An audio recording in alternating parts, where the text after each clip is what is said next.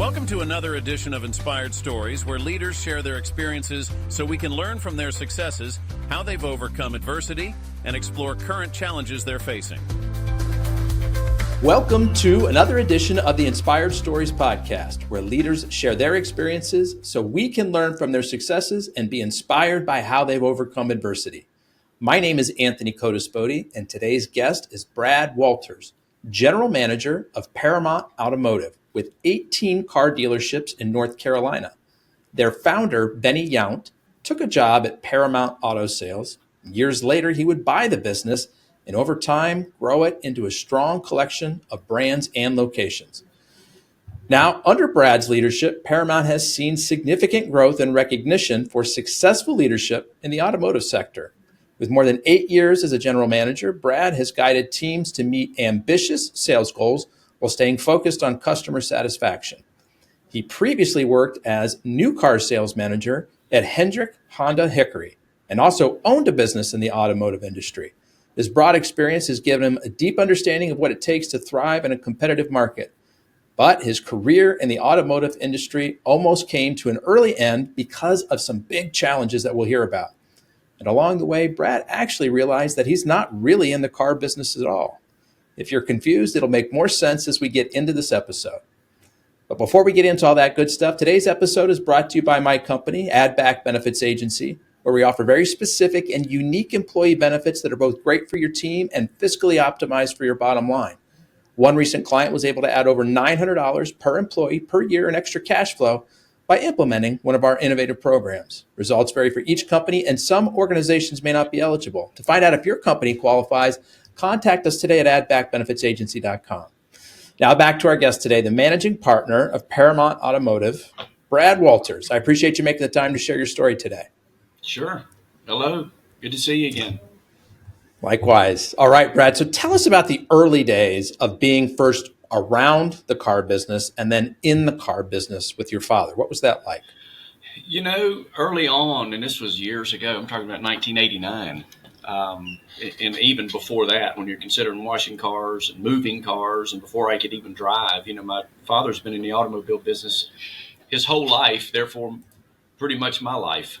And so early on, you know, I was just around it, you know, didn't appreciate it for what it was. It was just a way for me to make a little extra money and to be around my dad. So that was the early part of the car business. And then eventually after college and, you know, I had an opportunity to actually work in the car business. And it wasn't something I grew up wanting to do, Anthony. It was just something that I was around. And, you know, after a short stint playing baseball in college and then getting on academic probation, it was kind of, he had an opportunity for me, if you understand what I mean. He wasn't paying to go back to school, so he had me an opportunity working with him. And so that's how I actually got in the automobile business. So I didn't really choose the automobile business. It kind of chose me in that regard. So short stint playing baseball, academic probation. What happened there? What happened at school? Mm-hmm. Yeah, it's, you know, baseball. I went to UNC Charlotte to play baseball for a short time. And quite frankly, if I look back, Anthony, that was in the recruiting process, I should have had a little bit more discretion of where I wanted to go. I had a couple opportunities, and I feel like I ended up choosing the wrong one. This is not anything on any particular person, but the fit was not good for me. You know, and my dad was, you know, to his credit, was never really somebody that pushed me to play sports. I enjoyed playing sports. That was a competitive outlet for me. I was kind of a quiet kid, but I had an outlet in competitive baseball, and I did that from the time I was little to an opportunity in college. And at that point in time, when I got to a point where I didn't feel like it was a good fit, that was pretty much it for me. You know, I didn't have the same reason he didn't push me to play was the same reason he didn't push me to stay. And so I look back on that, and you certainly think, well, it wouldn't have been different maybe if somebody would have given a little bit of resistance on my end in terms of, hey, are you sure you really want to do that? And from that decision to the academic probation was, kind of caused me to lose a little bit of interest in pursuing that. And again, that's me. So that decision was on me. And once that was taking place, my dad came to me like most dads would and said, listen, I have an opportunity for you. The school, I'm not sending you, but I'm not paying if you're not interested. I'm not paying if you're really not focused on what it is that you want to do. So how about you doing this, and then you can determine whether you want to go back to school or not. And so it was kind of a temporary thing, but it ended up being a permanent thing. And tell me about then the early days of coming out of college and into the family business. Was it something you took to right away? Was it a good fit for you? What it was, my dad didn't think it would be, but he was giving me an opportunity, because I remember him saying, hey, he hedged his bet in that regard and said, hey, Brad, he sat me down, he looked me in the eyes, one of these serious talks, and he's like, the car business is not for everybody, son. And he said, if you don't do well in this, he said, it doesn't make you a bad person, doesn't make you a failure. He said, but it may just not be for you. And he said, and we'll find you something to do. So I had a really caring, loving dad. He's like me as a father. I don't make all the right decisions with my kids, but our intentions are always there, and his intention was always there. So at that point, to give you a little bit of background, I was not someone who talks like I do now.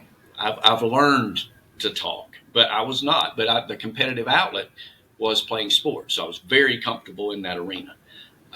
And so what I had to determine real early on was, could I be competitive enough in this adult environment to be successful? And so I was really uncomfortable for a time. But if you're an athlete, or any athletes listen to this knows, as you're coming up, you start looking around and you go, okay, well, if that person can do it, I think I can do it. And it's not an arrogance. It's just a natural, okay, well, other people are doing it. It's not brain surgery. I don't have to have a rocket science degree to do this. So let me go see if I can do this. And so slowly but surely, the competitive part of what we do, which is very competitive, it's intense what we do for a living, came to surface. And I actually was pretty successful. After about 6 months or so, I was seeing some pretty good success. Yes. And so in those early days, as you put it, you weren't somebody who talked like you do now. No. So safe to say there was some shyness going on that you had to overcome? Very much. I don't think it's self-confidence, so to speak, because, we're all confident in certain arenas. But it was just, at that time I was 19, maybe going on 20, and all of a sudden my peers were, very much older, and my customers at that point in time were very much older. So there was a little bit of an intimidation factor of, hey, what's this kid going to be able to do that's going to influence me to spend money with him? And in 1989 and 1999, 89 to 90, it's not as transparent as it is current day. There was a lot of, non-transparent times. It wasn't a situation where you could look online and look at cars. So it was really more about the relationship you could build with the folks in front of you and persuade them to spend money with you. And so in that regard, that was where the little bit of shyness, so to speak, came in. Because, as a 19-year-old kid, and you're trying to talk to 40-year-old, 50-year-old, 35-year-old people, and telling them how they should spend their money, you had to grow up really quick in terms of what you knew and how you used the skills that I was being taught. Yeah, at that point in your life, you just hadn't had that much life experience, especially as compared to a lot of the customers that you were interacting with. Correct. So you feel your way through that, but at the same time, when you're in meetings and you're listening, I was well trained. So that that was a key to my early success was, hey, I was trained well. And so, if you can follow the thought process of the training, and if you can consistently do what they're training you to do, then a certain amount of success was going to come. And as with any sales, and you're in it, you kind of like, you build a book of business over a period of time based on your relationships and really the experience that you give the customer. And so that competitive spirit kicked in. You're following the good training that you were provided. You started to get more comfortable and more successful. And so then paint a picture what these next several years in the car industry look like for you. Yeah, I sold cars for a good 5 years, which I enjoyed that. It was as a single person, and somebody was, in the dating world at that point in time as a young person. I was making above average income, and those first 5 years were, if I look back, the bookends of my life have been really good. The beginning of the time and the first 5 years and the last 10 years have been really, really good, because at that time I was really learning. And as you're building something, as you're competitive, you have a lot of self motivation to continue to get better and better and better. And at that point in time, for the first 5 years, I was able to do that. And I had no other responsibilities. I don't mean financial responsibilities, but responsibilities inside the business. I mean, the responsibilities were what I handled, in my customer base. I didn't have to work through any other individuals in order to make a living. So, once you make that jump into management, now all of a sudden you're utilizing other folks to bring along so that you can then make income. So, at that first 5 years, I really enjoyed selling. And at that point in time, when you're successful in our industry, the next move is, okay, well, how about let's try in the finance office? You move kind of like, that's just a natural progression. You go from a salesperson to the finance office, and then from the finance office to the sales desk, and then from the sales desk to either general sales manager, general manager, dealer principal, whatever it is your end goal is. But so that's the first 5 years were very, very good for me. And in that 5 years, I grew a lot, and as a 22, 23, 24, 25-year-old guy, you learn a lot in that period of time. And so the first 5 years were, a learning ground, very just, cutting my teeth and getting comfortable in the industry itself. So good 5 years of success in the sales part of things. Yeah. Then did you follow that traditional progression and move into the finance office? What was that like? I did. It was interesting because even in our world, you don't know what until you have to actually make a living doing that particular role. And what I mean by that is you eat what you kill in our business. I mean, you don't eat. There's no pay plan for not selling cars. There's no pay plan for not selling product. So you until you actually get in the seat, so to speak, in finance and have to make a living based on selling extra product to customers, making sure to secure their loans properly, and all those types of things.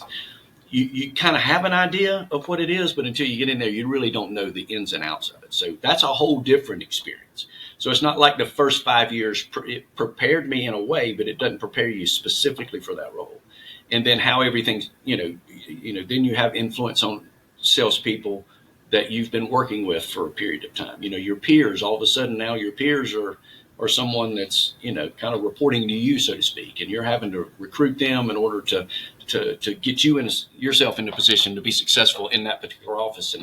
And having not, if you do not navigate that peer scenario very well, they can hurt you and not help you. So fortunately, again, I had some really good guidance from people above me that, earned the respect of the people that I worked with. Therefore, when it was time to become a leader, I wasn't going backwards or trying to figure out how to repair things that I had done while I was their peer. So those transitions were good. So, the respect I had earned there, not from any other thing other than just treating people like I would want to be treated and just staying in my lane and being successful as far as numbers are concerned. So the next, the F&I office was interesting. And so did you continue the progression up to become general manager? Was there ever an opportunity for you to, have your own dealership? Yeah, my dad at that time was partners with another gentleman in here in North Carolina. And also, so I worked my way up into the finance office, and then after a few years went to the sales desk. And so from the sales desk, I went to being a general sales manager. At the time, we were a Chrysler dealer. We had Chrysler, Dodge, Jeep, and Ram. My dad ended up leaving that partner, purchasing another dealership, Chrysler Dodge dealership in Lenore, North Carolina. And so we were there, it was back in '08. That's when we made that room to no, I'm sorry. Hang on a minute. I get my '08 was when we were having trouble. That was when things started going a I was little going bit to say south. that was when the downturn started. Yeah, it was in 2001. 2001, we went to Lenore. Yeah, and Okay. so this for 7 years there, my dad had his own store there in Lenore. Yeah. So And did you ever become involved as a partner I yourself? never was a partner with Okay. him, Anthony, but I was a general manager for that store for And several then years. you already sort of alluded to 2008 there being some trouble. What was that about? Yeah, well, in 2008, when that was, the economy had turned a little bit south. I'd say, that's probably an understatement, but south during that period of time. And as a Chrysler dealer, Chrysler and in fact, all three except Ford, I think Chrysler and Chevrolet were both bankrupt at the time. And during that bankruptcy, you know, when you are a Chrysler dealer and you needed, let's say you were, in our case, we were a little undercapitalized at that particular time. So when you're undercapitalized and then you have the situation where you've got residential property that banks are now calling notes on because they don't know what's going on. All they know is in 2008 and 2009, the banks were having their own issues. So not only were the banks needing to be bailed out, automobile dealers were going bankrupt, and these bankers at the time, I didn't know exactly what was going on, but they wanted to accelerate losses. That's what they were doing. When they were getting bailed out by the government, they wanted to accelerate losses, go ahead and get them on the books, clean them up, and let's move on. Kind of a clean slate scenario. So we were kind of caught off guard when you have banks coming to you and basically saying, hey, we know you've been paying your mortgage, on this particular property on time for however many years, but at this point in time, we're calling a note. Now, Wow. you're welcome to get some financing somewhere else, but hey, we're calling the note. Okay, so then when you go into another So bank, hang on a second, Brad. You weren't yeah, even behind on your payments. oh no, Okay, no, go ahead. I just got no, to understand the not at landscape here. all. No, no, no. It hadn't gotten to that point. So, but when you're trying to figure out how to shop a business mortgage on property, and you're a Chrysler dealer, there was no bank. Again, if we hadn't have been somewhat undercapitalized and we were part of a stronger group or something like that, but in an individual situation there, I mean, we're just trying to make it where we were, and so that put us in a really kind of a tough scenario to the point where my dad just basically says, "Listen, I'm not going to lose everything that I've worked for, so we're going to close," and so we ended up closing that particular dealership, and and again, I was not a partner. So what that put me in a position was, okay, well, at some point in time, I got to find a job because my income is getting ready to be, eliminated in terms of that is concerned. So that's, to be honest with you, up until that point, my life, that's where my real life started. Mm. In terms of my story really starts when everything kind of goes away. Up until this point, my life had been really, kind of, I want to say ideal, but it really had not met a ton of resistance, Anthony, up until that point. And, not because of any other thing other than I had a really good opportunity with my dad. I had really good mentors. I had good training. I had really good industry. I had learned, I had progressed. But at that period of time, everything that I thought the trajectory I was heading completely changes. And that's when you find out a little bit about who you really are. And so at that point in time, when you come to that realization, you figure out, okay, well, now what? And again, we talked about this off camera. When you're put in a situation like that, you really just have to determine, okay, take inventory of where we are and who I am. Because at the time, I have 3 young kids, a wife. She's not working at the time, so it's a situation where it all falls on me, which is great. I mean, I never have not wanted that. It's just that the realization of it was, okay, well, my income's going away in this particular lane. where do I go from here? And, I'd always worked for my dad, which is great. And I'd built a lot of other good relationships as well. But, it's different, when you're basically 19 years in one direction and you really never worked for anyone else. So, okay, it's time to go to work. And everything you had known up to that point was familiar. It was on a certain trajectory, a certain path. That's correct. You kind of had, you felt like you knew where things were going, like you were following this progression. And then very quickly, the rug kind of gets pulled out from under you. Yeah, that's right. And again, and the lesson in this to me and to everyone listening and whoever's listening is the blessings come in all kind of different ways. They just come in really, really interesting ways. And, had you known, and I think back in my life where I've learned the most is 100% during the times where it's the toughest. And would you want to go through those times? No, you don't want to go through them. And if you knew ahead of time, you would just, you just abstain and just say, no, I'm not going to do that, and take another route. But always on the other side of those things is when you actually grow and can sustain growth, because it's you learn a lot about yourself, you learn a lot about your faith, you learn a lot about your family, you learn about your friends, you learn about everyone around you, how they act during and listen, hey, I've had wonderful friends, wonderful relationships, and even in tough times, if I needed to go to somebody and to get a little bit of help or here, I had wonderful friends who were able to do that. The issue is you don't want to do that as an adult. I mean, that's the last thing you're interested in doing. So during that period of time, Anthony, I had to determine, okay, well, what do I have to offer from this 19 years of moving in this direction, and now I'm not exactly sure where to go from here. So what do I have to offer? Well, I have the skills that I had accumulated over a period of time. I had the experience, and I had the will to work. So those three things kind of propelled me into, okay, well, let's start walking. I don't know where I'm walking to. Pray about it. And you're like, hey, I don't know. It's really devastating. I mean, if I'm really open, internally.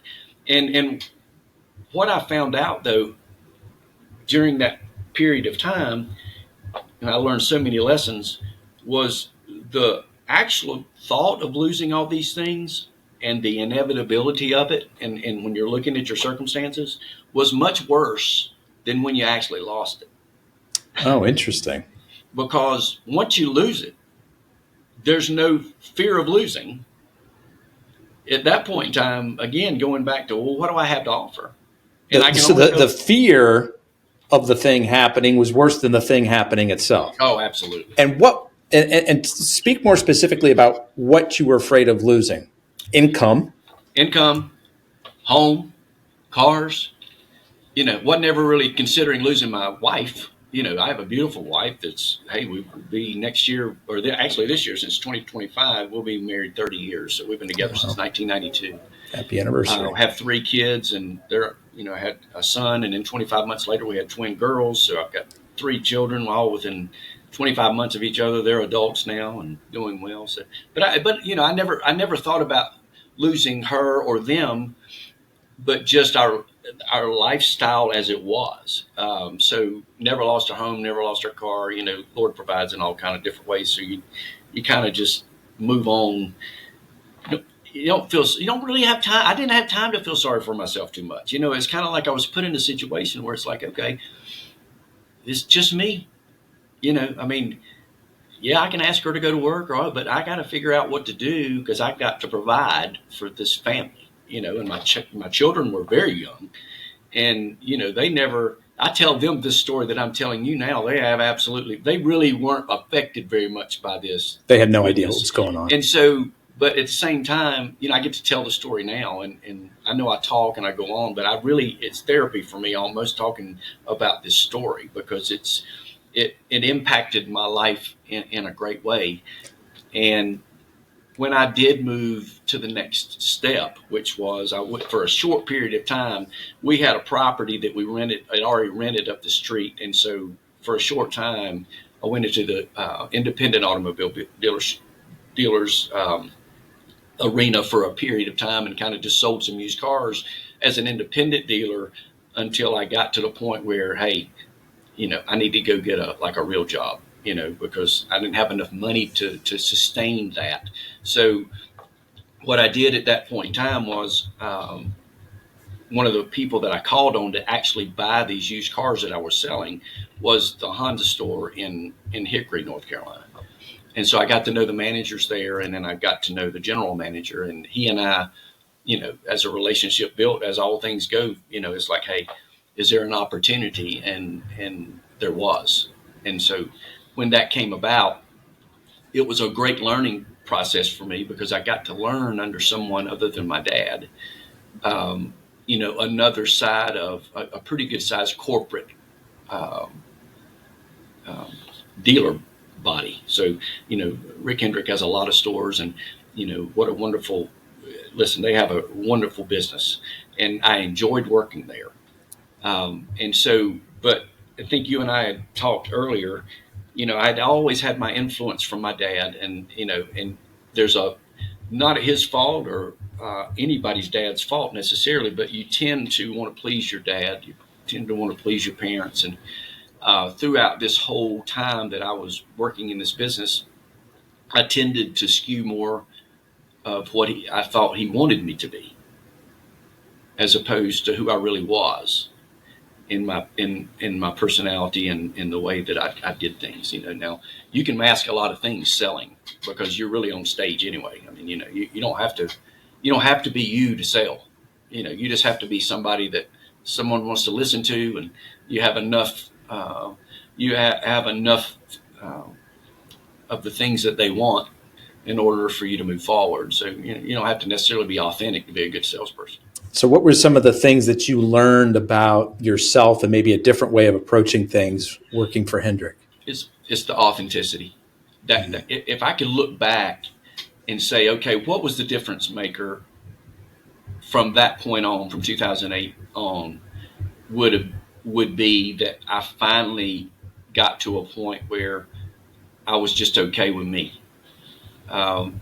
In terms of how I wanted to treat people, how I wanted to do things. I kind of got an opportunity going to another place to just be me because no one knew me beyond me because it was a relationship. So what was the real Brad Walters like under that previous veneer? I've always been a natural encourager. I've always been a natural coach. It was like that when I played baseball. I really was the one that, it was very easy for me to want the success of other people.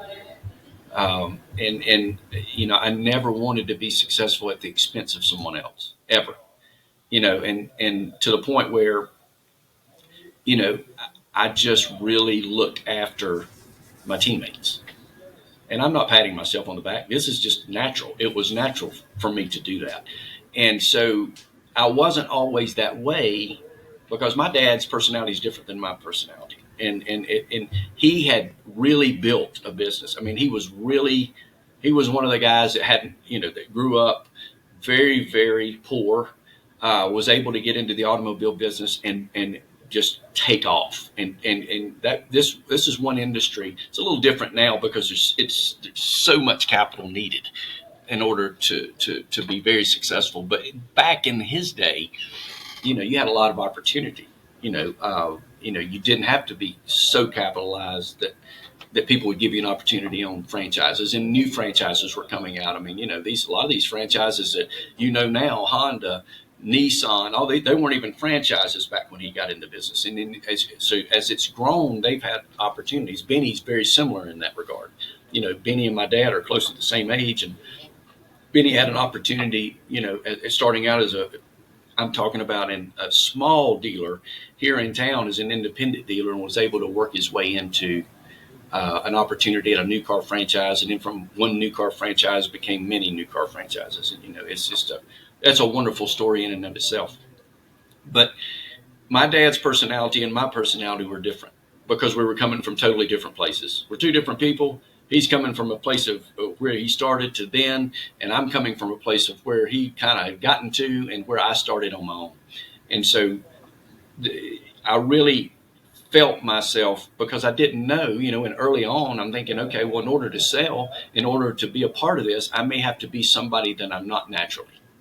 Because as a young man, you don't understand that, what you're doing on the ball field is the same thing that's going to be going on the showroom floor. You don't understand that because one's more intimidating than the other. I grew up all my life playing baseball. It was very natural for me. Okay, then all of a sudden I get into the showroom floor of a lot of older people who I don't know a lot about, and I think it's a totally different arena, and it's not.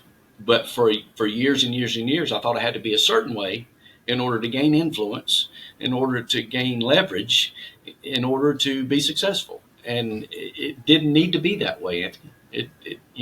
I needed to. I would have been much more successful had I just been me from Jump Street and used what natural abilities that I was given, which was, I like to encourage, I like to coach, I like to sacrifice for my teammates. I could have taken all those things and rolled them into what am I doing for the customer and what am I doing for the company. And I never put that together until. So I want to kind of pause for just a second before we move forward with the story and kind of sum up what we've heard here, because it's kind of an interesting arc, right? So the first several years of your life, you were on this good path. There's sort of the blip with college and whatnot, but you get into the car business, you're finding some success, you're doing the things the way you think your dad wants them to be done. And then all of a sudden, 2008, 2009 hits. The rug gets pulled out from under you. And the really interesting thing that you said here is this is where my life story really starts. Up until this point, I didn't really have resistance or friction.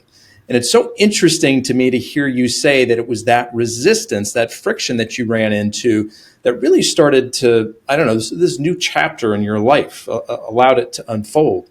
And so as you're moving through this difficult time and realizing, man, I have got to get up, I've got to walk, I have got to find, new gainful employment. I'm terrified of losing everything that I have. And the other interesting thing was you sort of get to this point of realizing that, hey, it was the fear of losing the thing was actually much scarier than losing the thing. And let's hang out here on this thought for just a second, because, I really want to call people's attention to this, because I think so much of the stress and the anxiety that we sort of cause ourselves in life are, worrying about things that may happen in the future. And many of them never do, right? And right. With exceptions, we are generally safe in the present moment. But that stress that we put ourselves on, that's what wreaks havoc. And you're kind of living proof of this, right? Yeah, and it's it's a lot easier looking back. You see that, but you can't get any traction without friction.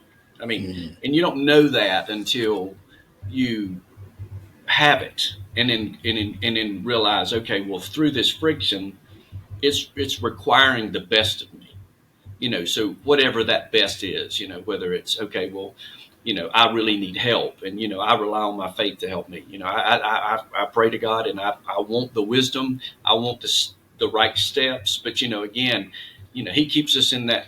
He keeps us in the faith part of it too.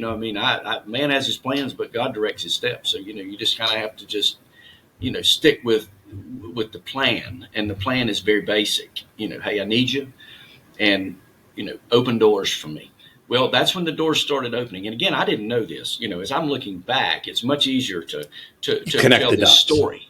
And so when I'm looking back and I'm thinking, okay, well, the only thing I had to offer was me, and I didn't have, and so what I had was my personality. And I'm just thinking, okay, well, up until this point, I've had some success, but I also had some defeats. But when was I most successful? I was most successful when I was free to be me. So let's try it a different way. So that's why, all that up into that 2008 and 9 kind of set the tone for me just to give up on being someone else and start being me. And the fear a lot is driven by what other people think, Anthony. And again, that's the fear. What are people going to say? What is it, because you have an idea, this is what I'm going to be doing. And this is how I'm going to provide for my family. And you're constantly looking, okay, well, that's, that person's doing this. And, and again, I go back to my beginning, which was, hey, I look around and say, well, they can do it. I can do it. So there's a fallacy in that. The issue is it's okay to look at that on the surface, but really it's my race to run. It's no one else's race. So if you can just be you and just run your race and concentrate on what it is you've got in front of you and make the best of it, that's when things start getting better for you. Not looking to the sides and looking at other people or looking back at what you did, but hey, what's happening to me right this second? What can I do to improve where I am right this second? Not worried about later. I'm worried about today and how I can be successful today. And that's where I was. I was, crawl before you can walk, and then walk and then do a little bit of running.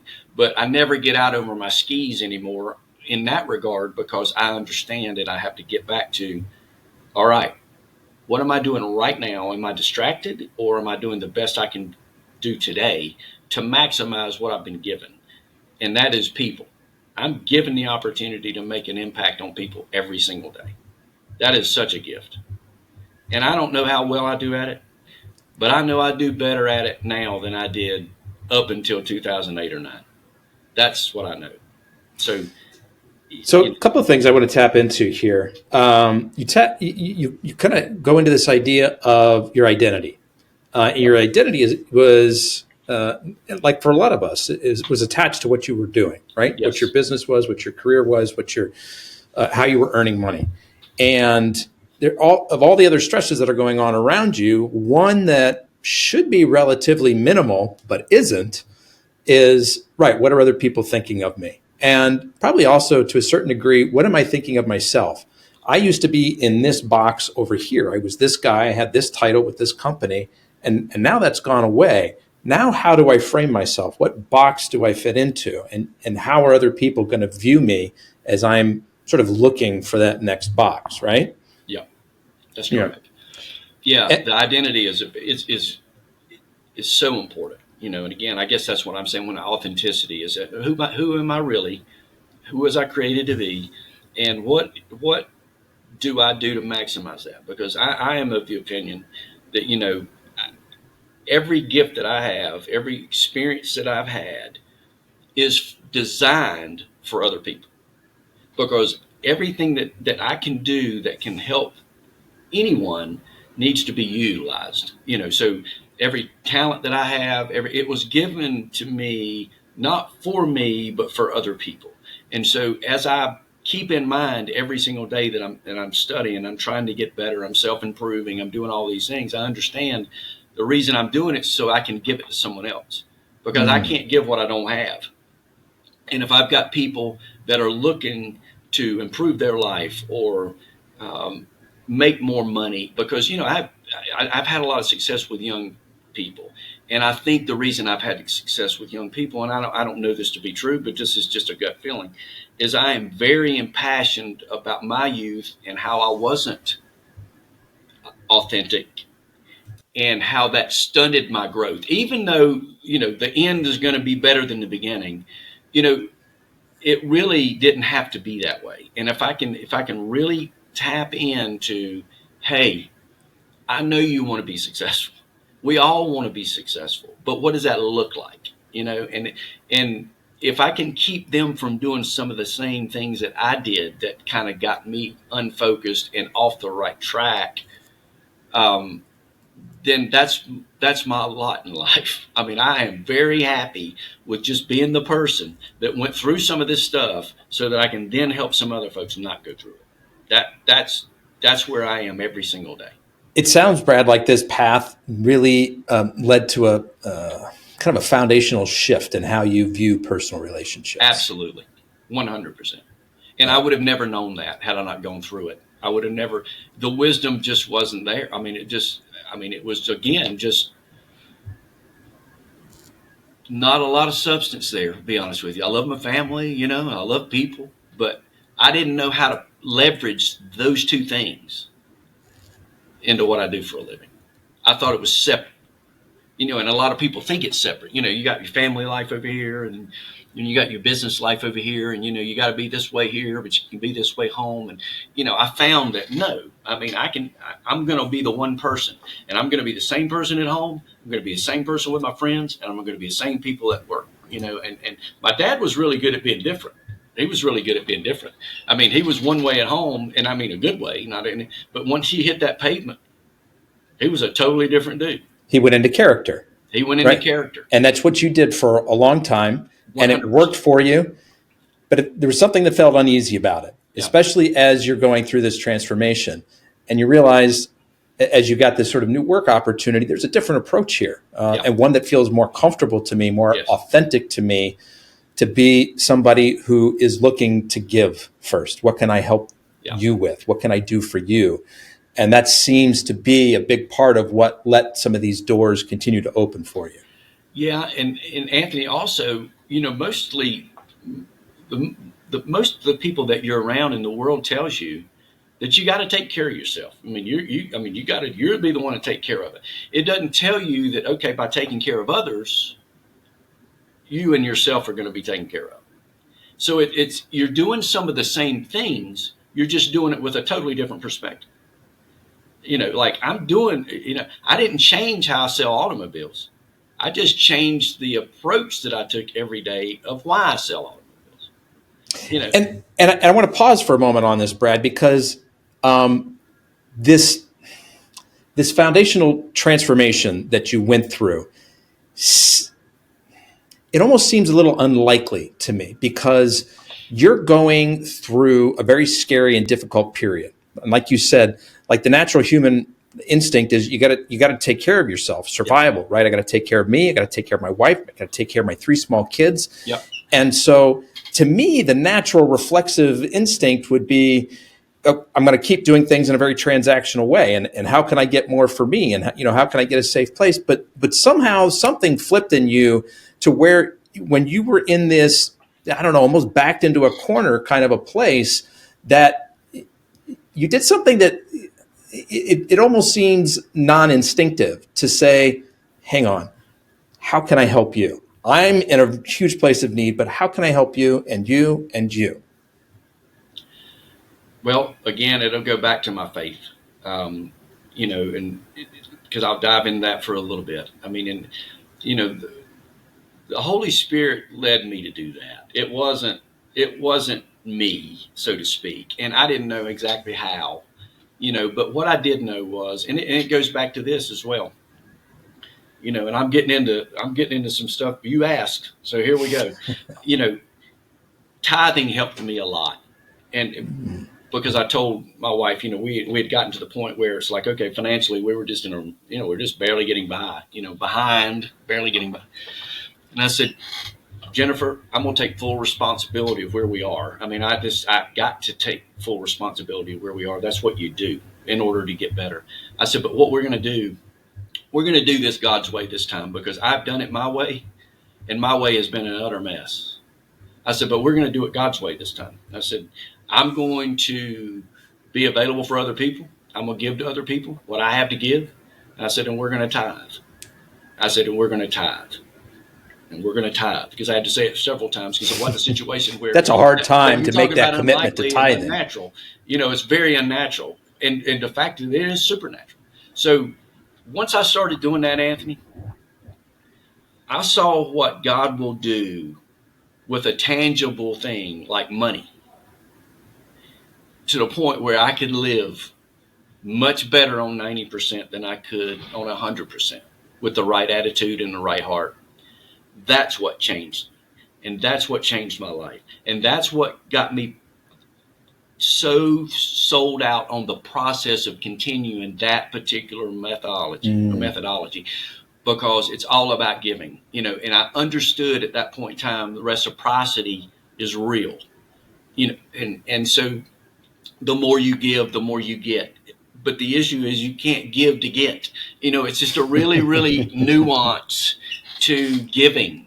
And so once I started seeing that, then it gave me the confidence to still be me, because I felt for the first time in my life that I was living the way I should be living. and I was stress free in that regard. Now you still have your problems don't go away. They just become different. They're just obstacles to either go over, go through, or go around. They don't stop you. They just slow you down. And so I started looking at obstacles different. I started not fearing so much of the future and understanding if I keep this process going, if I'm faithful in this area and I'm faithful in this area, then he will 100% be faithful in the other areas. And I don't know exactly what that looked like at the time, but I can tell you this. I can tell you from 2008 and 2009 to 2025, my life is unbelievable compared to what it was up until that point in terms of home life, my relationship with other people, my relationship with God, and how I feel about myself. So I'll leave it at that. That's incredible. What does it look like for you on an ongoing basis to lean on your faith and to let God lead? Like, is there, and I'm talking sort of, I guess, nuts and bolts, like, are you sitting down to prayer and kind of listening for a voice? Are you sort of like listening for a gut instinct to the different options you're considering? Like, what does this look like for a man of faith? I don't hear voice. I hear some internal nudgings, I guess. The Holy Spirit will bring back a thought I don't hear any original like voices. I just haven't had that experience. But what I do, Anthony, I get up every morning at 5:15 to spend time with him. And it's whether it's in devotion, I write out my prayers. I'm not surprisingly not a good talker when it comes to prayers. I run out of steam and I run out of things and my thoughts don't flow like they need to. So what I found worked for me is I journal, and I journal my prayers. And what's interesting about that, it becomes a gratitude journal, and it also becomes things that I want to accomplish journal as well are in my prayers, things I'm concerned about, things I would, that I have as goals, things that he's put on my heart. And I end up being able to refer back to those journals. I continue to write. I also get to check off a lot of things that he's allowed me to accomplish. And as I look back at the things that I've accomplished, because you can really get, in everyday life, you can forget all the blessings that you asked for that were answered. I mean, how quickly can we forget? Hey, will you please do this? And boom, we do this. And then you're moving on. It's like, okay, what's the next thing? And then you forget. So the journaling has helped me a lot. And he's spoken to me through my pen so many times, because I start writing, and I really write a lot of things that I go back and read. I'm thinking, God, did I write that? I mean, what was I going through at the time? And that doesn't even sound like me, but that's just the Holy Spirit taking over my pen. And I learned that for me, and people do it different ways. Some people are really in tune, and,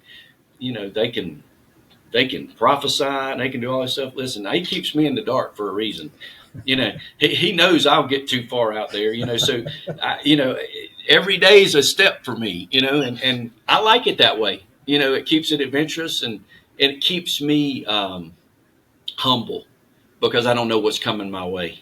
And so many things I've been able to accomplish that I never dreamed it. Quite frankly, Anthony, I had given up on. During that period of time, one of the things we didn't hit on was dreams that I had that I gave up on. And that's a tough place to be. But they were the wrong dreams. They were the wrong dreams. And so now I only dream, and that's the truth. I'd like to do some things, financially, and I'd like to do things that my wife would like us to do. But that's secondary, and I'd love to. I'm sure we'll accomplish those things. I don't even doubt that. But I really, really, really want to impact people, and that's really the only reason I and this may not impact a soul, this particular podcast because of me, not because of you. But it may not impact anyone. But my desire is always to impact someone and tell them, hey, it's okay to be you.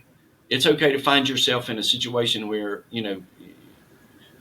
it's okay. It's just okay. And whatever you, uh, whatever you find yourself in, whatever situation it is, just remember that the friction's necessary for the traction. So if you're really wanting traction, just expect the friction.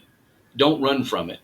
I have to remind people around here, especially managers and leaders in my company. It's like, hey, the day that we don't have problems is the day we're not needed. So embrace them. Problems aren't negative. Problems are a part of life. And how do you get better without solving problems? And the people that solve the most problems make the most money. If you're after money, learn how to solve a lot of problems. So and again, that's what I try to do every day: solve problems. So, Brad, let's move kind of present day. How did the opportunity at Paramount open up? That's another God thing. I was at Hendrick, and I had formed a relationship with a guy that was a former dealer here in town. He would come by and he would still buy some cars from us. And so I had known him only by reputation. I'd never met him. And so I met him a few different times. And again, I tell people, you're one handshake away from your life changing. I mean, you're one person. You meet one person and it can change the trajectory of your life. You just meet people and be kind to people and do that, because you're really you don't know how close you are to like your life really changing. But I'd formed a relatively short relationship with this guy, but it was a good relationship. He told me several times, he's like, hey, I got a friend of mine that you really need to meet. And he said, you guys would really, really hit it off. And I'm like, well, who's your friend? And he said, Benny Yunt. I didn't know anything about Benny Yunt at the time. But they were friends and good friends. And I stiff-armed it several times, Anthony, because I was really happy with what I was doing. I was just getting back on my, financially getting back to where, we could live and have some breathing room. And I really liked my team. And, it was just, felt like I was making a difference. So I enjoyed working there. And he kept after me and kept after me. And I finally said, well, I guess it wouldn't hurt to listen. I said, but I'm not interested in like going up to his place of business. I said, it'd have to be at a kind of an obscure place. I'm just listening to conversation, but I'm not interested in leaving. So he did get us introduced, and I met Benny he's got a classic car place here in town. It's got some unbelievable classic cars. I mean, this is a really awesome place. But he had, and Anthony, this is pretty cool. He's got a replica inside his classic car place of his original office and building for the independent store when he started. And so he said, meet me over there. So we went in that office, and I'm talking about wood paneling, old carpet, just one phone on the desk, just good old, just independent cars. So we met in that office, just he and I, and we really hit it off. Like really, we connected really well that meeting. And we set up another meeting, and Nick Kincaid, who is my boss, and he came that time, Nick and Benny both, and we talked to him. And so we probably met 3 or 4 times because, again, I was not interested in leaving, but there was something about that connection with those two guys that I just knew that I needed to pursue it. And so I talked to Jennifer, my wife, and I'm like, listen, I really feel like the Lord's leading me to go work for these people. And she's like, he's not telling me that at all. And I said, well, pray about it. I said, because I just have that feeling. And I said, anytime I'm uneasy in my spirit, I feel like there's a decision that I need to make one way or the other, but it was a real stirring in my spirit. And I really had a real peace about it. And I told her, I said, Jennifer, I have a real peace about this. I said, I really believe God's got a place for me there.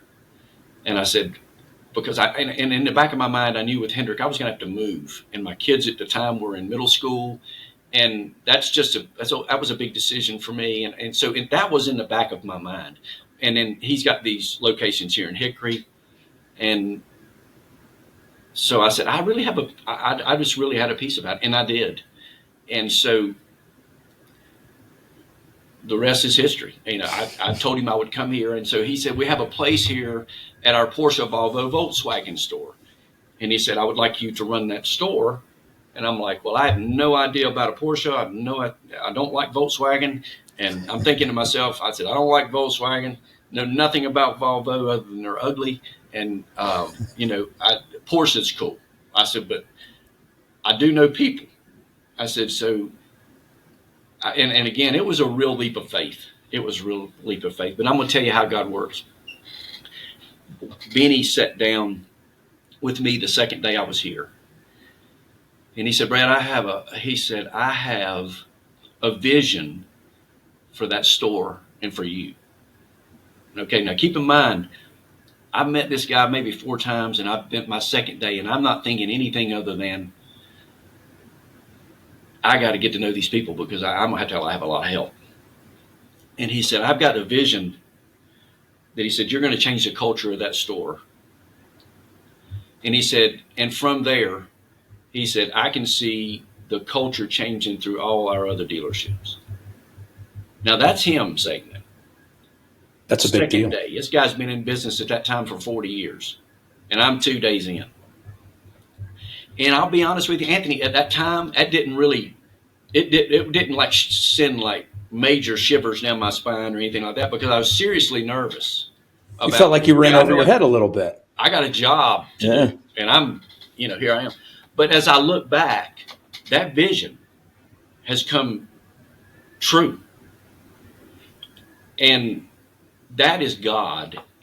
That's it. And I've just been, and that's why I really want to emphasize, I'm just a vessel on some of this stuff. Because he had the vision, Nick's got the leadership, and they've allowed me to be me and affect their employees. And that is such a blessing. And that all stems from that tithing, and we're going to do it his way. Because I couldn't have orchestrated any of this. I in my wildest dreams, I couldn't have orchestrated any of this. Brad, I've heard stories that kind of have a similar thread as yours, where, man, somebody feels like they're just hitting their head against the wall. They've hit rock bottom. Things are not working. And there's this moment of complete and total surrender that takes place. It's like, what I'm doing is not working. I don't know how to do this anymore. I give up. I hand this over to a higher power. Yeah. And that seems to be where the flow of changes really starts to begin. Yeah. That's my story. I don't know if it's everybody's story, but it can be. But that's my story. And I can't, I just look back and think to myself, I just can't. If I try to take credit for it, I couldn't take credit for it because it's just so unlikely. You said it earlier. It just seems unlikely, and it is unlikely. And because there's nothing special about me, zilch. There's really not. And sometimes I have to think to myself, I don't know how I got here. But then as I go back through this, I'm thinking, man, what a blessing. Talking about journal, I started journaling, years and years ago, and I look back and there were some really tough times, and I'm dating things in my Bible and seeing how the steps are coming. But it's good for me to talk about things like this because I don't get to talk about this very often. Because I'm busy or somebody doesn't have the context of, it takes a long time to give context to this, and you got to be close to my age to even understand, some of this stuff, and I understand that. I can't lay all that on a 21-year-old and say, listen, this is how it's going to be. And, you just have to be there for them when they hit the friction and just encourage them to say, hey, that's necessary. It's necessary.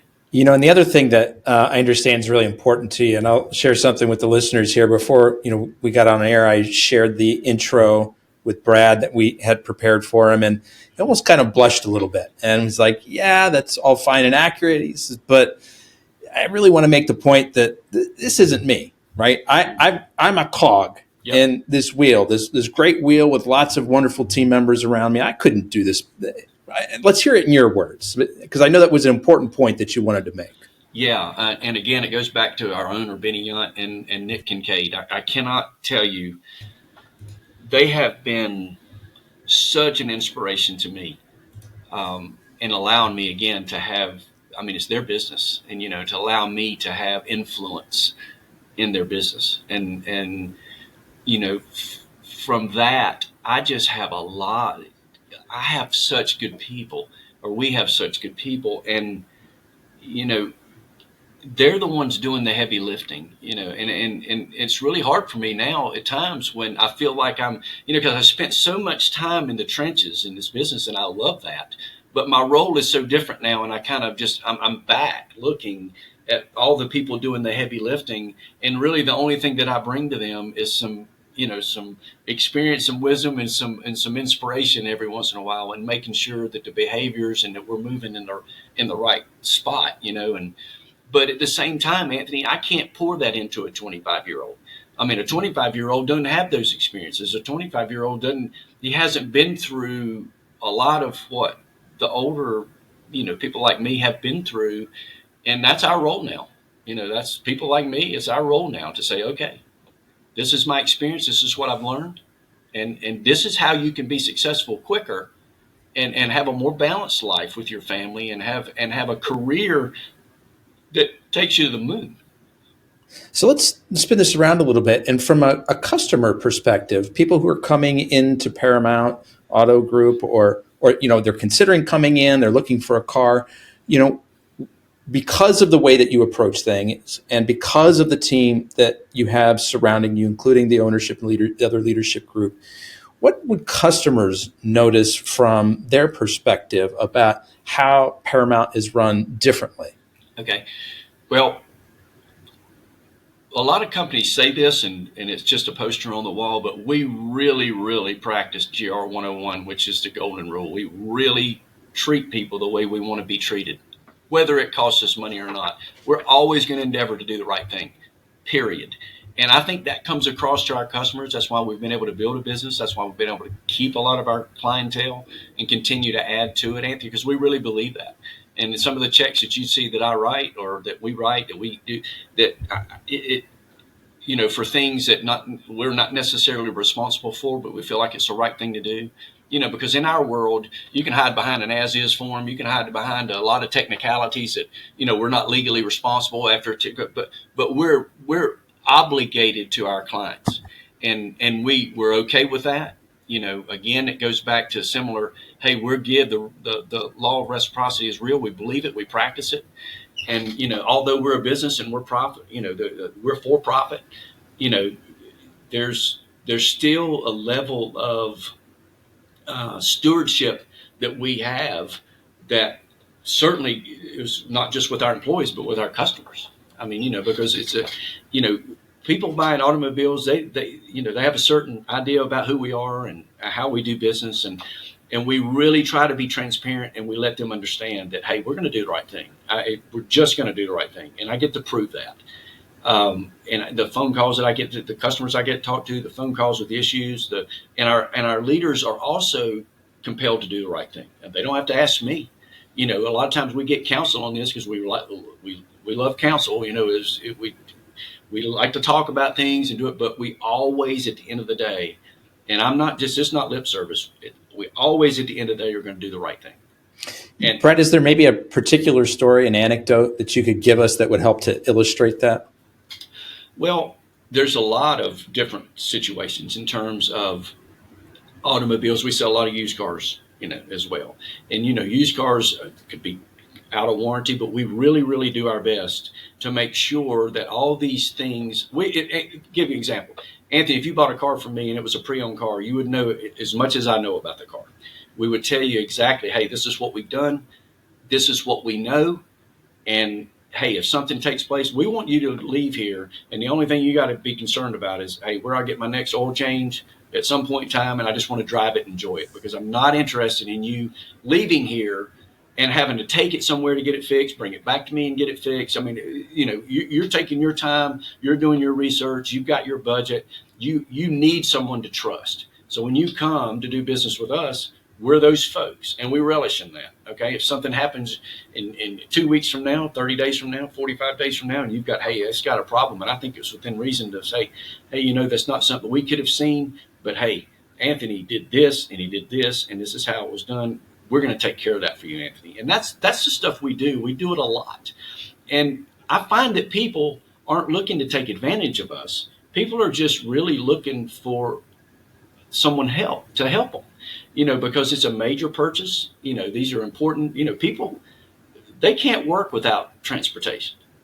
They can't transport their families without transportation, and they need reliable transportation. And I'm not saying everyone should do it the way we do it. We just feel like it's the right thing to do. And so, there's a lot of businesses that do it different. And we pay for that reputation too, but we just don't do it that way.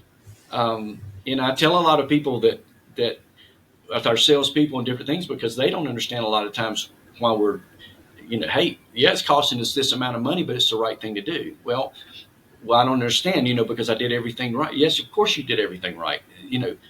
But we're also not punishing what we feel like would be our customer that trusts us to do it. So we're going to take care of that particular scenario. And we enjoy doing that, because we feel like, hey, it's kind of like the tithing part. I go back to the tithing. Hey, man, we're going to give, and we're just going to let it take care of the rest. And, we're so fortunate and so blessed, and we love doing what we do. And it makes it so much easier to come to work when I know I can pick up the phone, or if somebody's calling me, that I can solve their issue. There's very few times that I get on the phone and not able to help someone. And when I find I can't help someone, it's generally, I don't think I could ever help that person. Because there are those folks too, that you're never going to satisfy. But for the most part, it's just really freeing to be able to just come in every day and be on the same page with everyone. Hey, we're just going to take care of the customer. At some point in time, we'll get taken care of, but we're just going to take care of the customer. So, Brad, I just have one more question for you, but before I ask it, I want to do two things. First of all, for those listening today, I know that you like today's content. Please hit the like, share, or subscribe button on your favorite podcast app. I also want to let people know the best way to get in touch with you, Brad. What would that be? Well, I got a cell phone, so that's the easiest way to do it, and I don't mind. Area code 828-850-1970. That's my personal cell phone, so I text and call. And like I said, if I can make an impact on somebody, that's exactly what I want to do. Very generous, and we'll make sure we include that in the show notes. Yep. Last question I have for you, Brad. I'm curious what you see the big changes coming to Paramount in the next couple of years, whether it's growth plans or adoption of new technologies or something else that's shifting. Anthony, we have some of our brands are going to be looking at building new buildings. Our Porsche Store brand, our Genesis brand. We're doing a lot of work. We built a new Ferrari store in Charlotte, and we've got some. Anytime you're dealing with Ferrari and Porsche and the higher ends, and this is just part of it. You're always going to be. There's always going to be some demands in that way to improve your facility and things of that nature for the customer, which we completely understand. But that's we've got buildings to build, and I don't necessarily have any franchises on the horizon, new franchises, but you never know. This business can change at any point. But we just really concentrate on the foundational growth of our people. And if we just prepare, prepare for growth. And the best way to prepare for growth is just to be better at what we already do. And that way grow the people that are with us. And that way, when we do expand, which we will, I'm sure. And when we do expand, we have the people that we can put in place that are ready for an opportunity and do it our way. Brad, I want to be the first one to thank you for sharing both your time and your story with us today. I really appreciate it. Oh, you're welcome. Again, I just thank you for reaching out to me and you make things easy. So you're a nice man. I appreciate that, folks. That's a wrap on another episode of the Inspired Stories podcast. Thanks for learning with us today.